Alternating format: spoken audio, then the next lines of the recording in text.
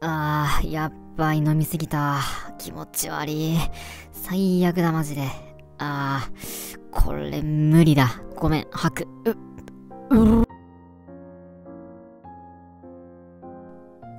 あの子のことまだ好きなんじゃないの？好きだよ。なら気持ちぶつけてきなさいよ。今ならまだ間に合うはずよ。わかった。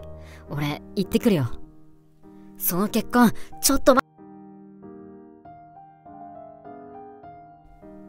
え、あの運転手さんかっこよくない？イケてるよね。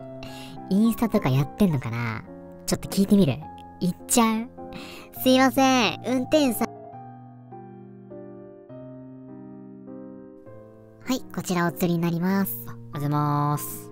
あれちょっと多くね？きた、これラッキー。神様サンキュー。